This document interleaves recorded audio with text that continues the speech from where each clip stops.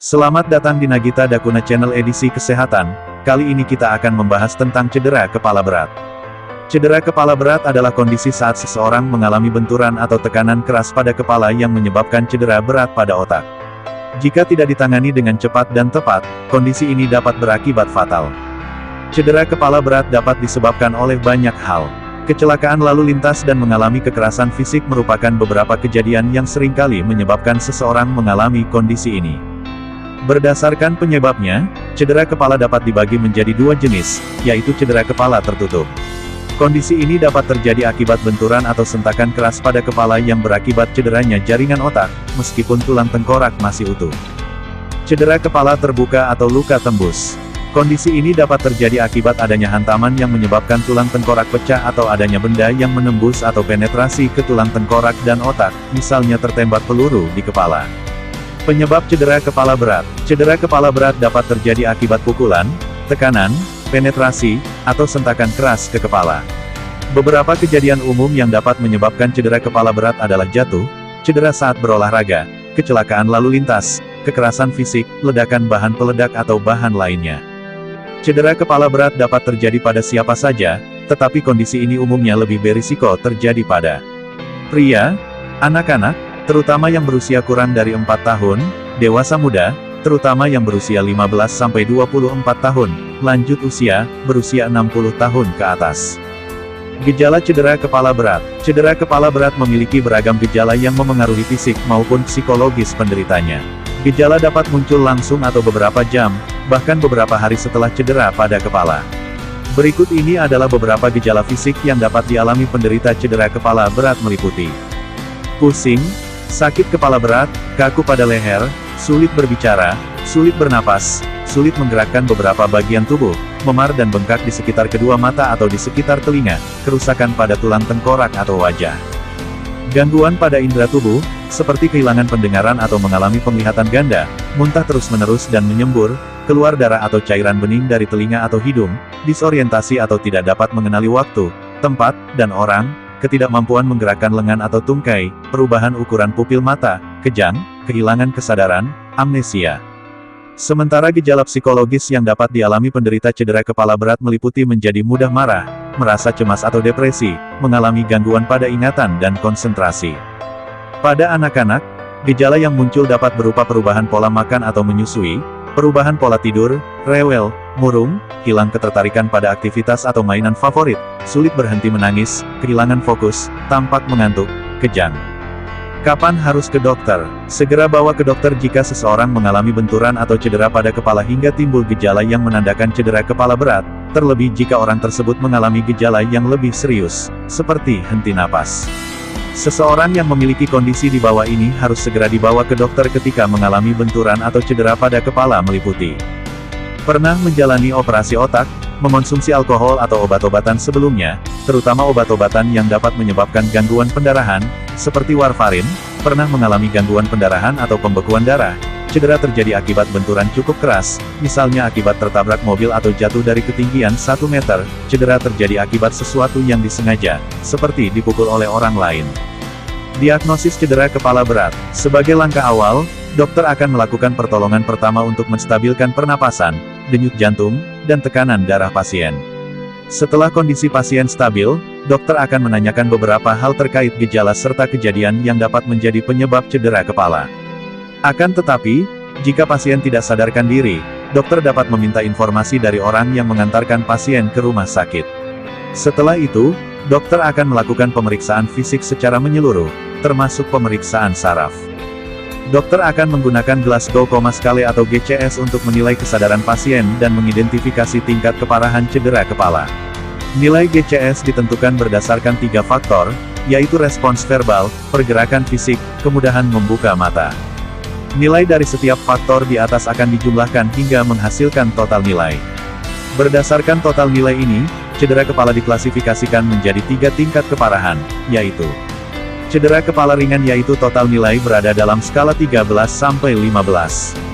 Cedera kepala sedang yaitu total nilai berada dalam skala 9-12. Cedera kepala berat yaitu total nilai berada dalam skala 8-3. Nilai 15 atau nilai tertinggi menunjukkan bahwa pasien dalam keadaan sadar seutuhnya, dapat membuka mata secara spontan, berbicara dan menerima instruksi. Sementara, nilai skala 3 atau nilai terendah menunjukkan pasien dalam keadaan koma. Jika diperlukan, dokter juga akan melakukan pemeriksaan penunjang, seperti CT scan atau MRI, untuk mendapatkan gambaran tulang yang patah dan mendeteksi kemungkinan perdarahan di otak, pembekuan darah, hematoma, jaringan otak yang memar, kontusio, atau pembengkakan jaringan otak. Pengobatan cedera kepala berat. Umumnya, penderita cedera kepala berat menjalani perawatan secara intensif di rumah sakit untuk menurunkan risiko terjadinya komplikasi. Beberapa metode pengobatan yang dapat dilakukan untuk menangani cedera kepala berat adalah 1. Pertolongan pertama. Dalam memberikan pertolongan pertama terhadap pasien cedera kepala berat, dokter biasanya akan melakukan beberapa tindakan seperti memeriksa pernapasan, denyut jantung, dan tekanan darah, melakukan resusitasi jantung paru atau RJP, ketika pasien mengalami henti napas atau henti jantung, menstabilkan leher dan tulang punggung dengan penyangga leher atau penyangga tulang punggung. Menghentikan perdarahan, memberikan cairan infus untuk mencegah syok hipovolemik akibat perdarahan, membebat tulang yang retak atau patah, meresepkan obat pereda nyeri. 2. Observasi. Setelah kondisi pasien stabil, dokter akan menyarankan untuk dilakukan observasi di ruang intensif, di mana tenaga medis akan melakukan pemeriksaan secara berkala terhadap tingkat kesadaran, ukuran pupil mata dan reaksinya terhadap cahaya, seberapa baik pasien menggerakkan tangan dan kaki, pernapasan, denyut jantung, tekanan darah, suhu tubuh, dan kadar oksigen dalam darah.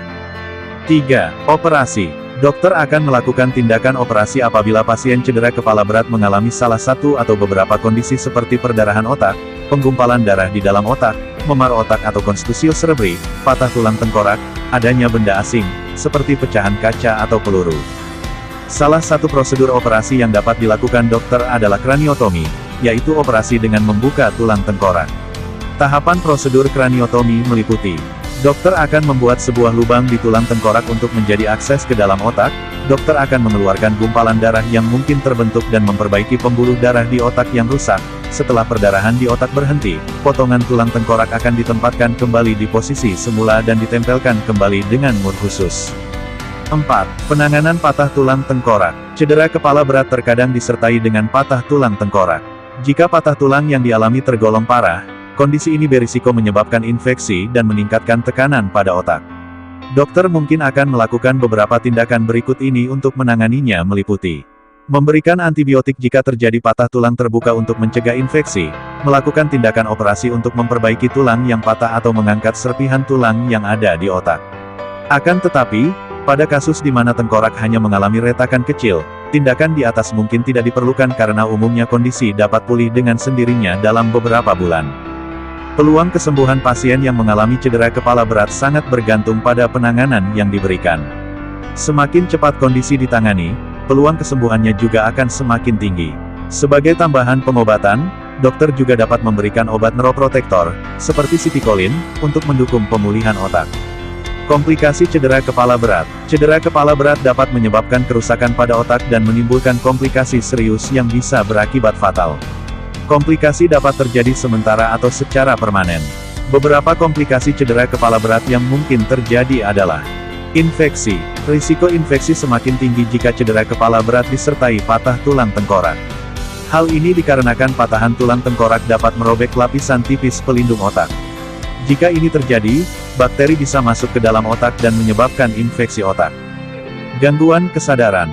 Beberapa penderita cedera kepala berat dapat mengalami gangguan kesadaran, seperti koma dan vegetative state, yaitu kondisi ketika pasien sadar tetapi tidak responsif.